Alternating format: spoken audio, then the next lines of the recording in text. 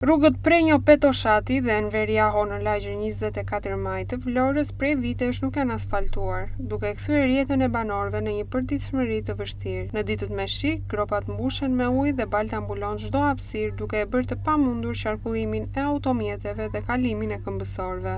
Ndriçimi mungon plotësisht dhe banorët detyrohen të ecin me dritën e telefonit gjatë natës, ndërsa më të prekur mbeten fëmijët, të cilët çdo mëngjes duhet të kalojnë mes pellgjeve për të shkuar në shkollë. Unë jam 67 vjeç. Kam lindur këtu e jam rritur këtu. Familja jonë ka këtu afro 90 vjet. Gjatë tjetër këtu është familja jonë e gjithë. Ja, siç e shikoni rrugën më para ka qenë edhe më mirë. Tani shikoni si është. Makina është cop. Vin nga Italia, them që të vete në shtëpi apo mos të vete në shtëpi. Se për një pjesë rrugë 200 metra bën copa gjithë, taksat i pagojmë gjitha. Po nuk meritojmë që të jetojmë kështu. Njerëzit ikin duke kërcyer ku të jetë më lart që të hedhin këmbën në të thatë. Për dje që nxorët ju një kronik në televizor, kaluan me një fat dron ata sikur sheshuan ndonjë gjë.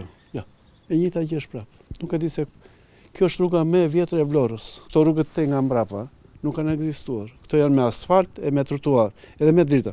Ne s'kemi as drita. Mungon ndriçimi. Natë me telefon edhe në rrezik edhe prandaj po ikin edhe banorët. Janë larguar banorët? Po janë larguar më të shumtit. Shtëpitë më të shumta janë bosh. Ja shikoni plejt. Ja. Mos e thës shiko si ikin. Si sa problem? Ti shikoj sa problem është. Kjo s'ka s'do koment. Ore kjo s'do koment sa problem është. Ka pyetje, mund të pyesë për të ti po ruhesh vetë aty je në këmbë po ruhesh na balta. Moj motrë, gjatë me drita makine. Drita e makinës edhe ec çapi. Te kanë ku kalamar për ata për fëmijët e vegjël është problem. Vën në shkollë, ku do vën?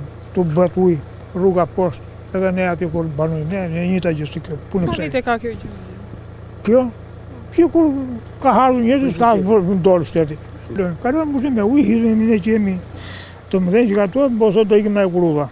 Pasojmë jo në pasojë rrugës, por në vështirësi të tjera dhe rruga bashkë. Banorët shprehen se janë ankuar disa herë në Bashkinë e Vlorës, por deri më tani nuk kanë marrë asnjë përgjigje. Ata kërkojnë ndërhyrje urgjente për rikonstruksionin e rrugëve, të cilat janë e vetmja lidhje me pjesën tjetër të lagjes. Deri atëherë, 24 maj mbetet një lagje që ecën mes baltës, errësirës dhe premtimeve të pambajtura.